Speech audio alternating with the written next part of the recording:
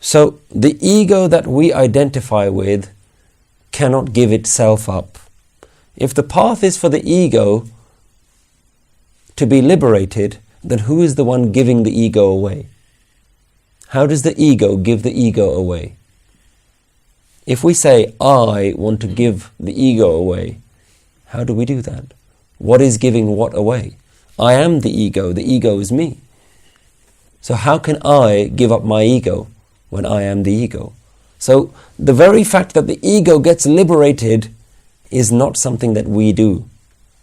Because who is it that would be doing it? So if the time is right, then this mind-body identification that we call the ego will depart. It happens. When and how seems to be out of our control. Jor na jugti chute sansar. Jis hath jor kar vekhe soe. The word hath means hand, but hath here has a sihari, which means in the hand, hath which. Jis hath which jor. Jis hath jor. In whose hand lies that power, that one does all and observes all. Jis hath jor kar vekhe soe. It's doing everything and it's looking after everything. It's in control of everything. So don't walk on this path thinking that you can get yourself to the end. Don't walk on this path thinking that you will allow yourself to reach the destination. Now that's a very strange thing to say. Why would you walk on a path that you have no control whether you're going to reach the destination? Why would we do that?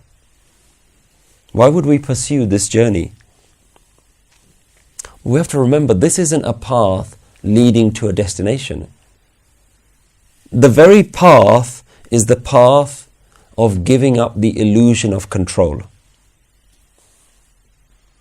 This is a path of giving up your illusion that you have control.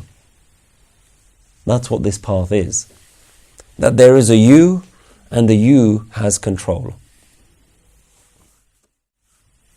When you realize that you, the individual, have no control, that's when you merge with the controller.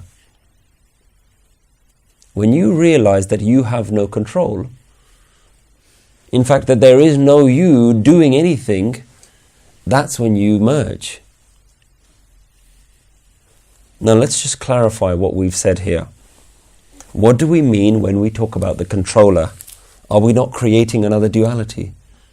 There is me who has no control, and then there's a controller who has all the control. Always remember that the answer is ik. That the controller isn't a distinct separate entity from you. It's not a separate being. In fact, thinking that you have control is the thing that created the duality in the first place. You created that duality, you created the separation. I exist, I am. So here we're reminded that what we're talking about is the story of life that continues to be written. What is this? What is this body? What is here right now? What is here right now is something that is just a small blip, a cog in an entire long story of life.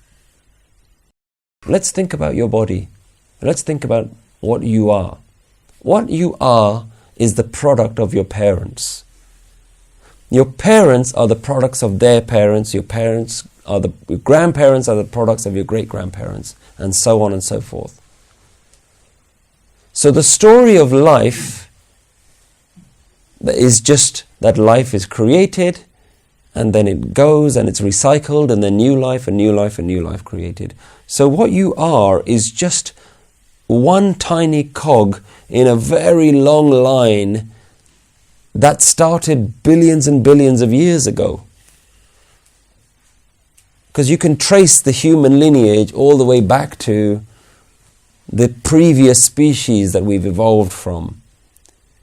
And they existed because the planet existed, and the planet existed because certain rocks collided with each other. And those rocks existed because certain explosions happened at the beginning of time and space. What are you? And your body is just a vehicle for which the next few generations will be created. And the story will continue for billions of years after you're gone. What are you? So remember that this is a story that is being written, that started well before anyone can conceive and will continue for billions of years. And it is this story that's being continuously written, and somewhere in that massive long story, one tiny character is what you are. A small character in a very long story. And what we say,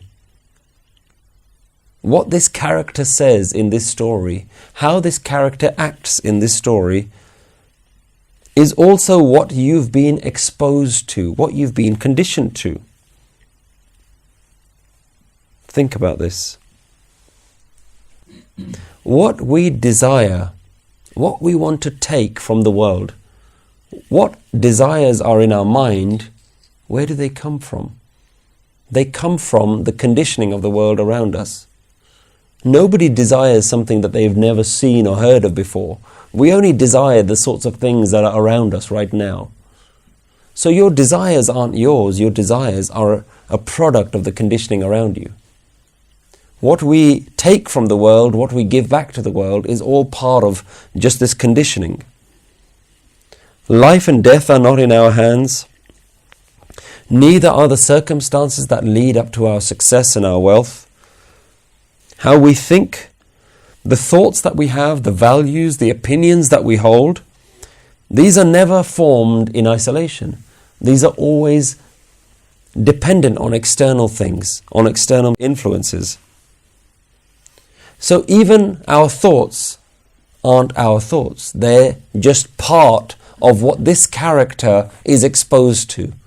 You only think about the things that are immediately around you, the things that you've seen, the things that you've heard about. So even your thoughts are just what this character that you call me has been exposed to. They're not your thoughts. They're just what the character has been exposed to. And even liberation from our thoughts, liberation from our emotional struggles, even that's not in our control.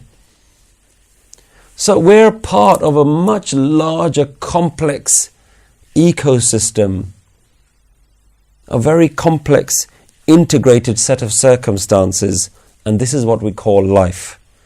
Life is what is being written. Life is the story, the never-ending story that's being told. Life is what is in control right now. Life controls its own direction. And because of this, Guruji says, Nanak uttam neech na koi. Says Nanak, higher or lower are none. All of us are just playing a part in this big drama of life. No character is more or less important because we didn't control what role we would be given. We didn't control the part that we would play in this story. So no one is high or low because we're all waves, part of the same ocean. Now, at this point, it's really important to understand why Guruji has chosen to create this perception that we are powerless. Why did Guruji choose this as a narrative? On the surface of it, it appears to create a very pessimistic view. It's one that could potentially leave the spiritual seeker disempowered and disillusioned. But the opposite is actually true. If the purpose is to connect to the One, then realizing that the One is in control of everything that you do makes that One closer than ever before. Much closer than we have ever thought of. Everything that you're doing is not the act of a separate individual, but it is the one acting through you. Everything that you're doing is the one acting through you. Think of the analogy of the flute. The flute exists, but it has no power to say anything, to do anything, to make any music. It has all the parts to make the music, but it can't make the music. The one element, the thing that gives it life, the breath, that has to come from the musician, from the player. It is when the musician and the instrument merge, that's when music is formed. Just as the flute needs the musician needs the flute. They both need each other in order for music to be created. And the one and you have this same synchronous relationship. You and it are joined, are part of the same thing. Because it is there, and because your body is there, life exists. So everything you're doing is the one acting through you. This is the final nail in the coffin of self-identity. The utter powerlessness of the individual. Every step you take is a step being taken by the one. Every word, every thought, every movement, and every breath is not being done by you, but by the one. And remembering that you are powerless at every step becomes your meditation. I am not doing this. I have no power. I am not. Everything is you. So, if Naam Simran is too difficult, if remembering the one is too difficult, then just remember that you have no control. You are not doing anything. It's easier to remember yourself than it is to remember the one. Remember that you are doing nothing. I am nothing. My very movement of my lips, my mouth, the voice is not me. The hands, the legs is not me moving.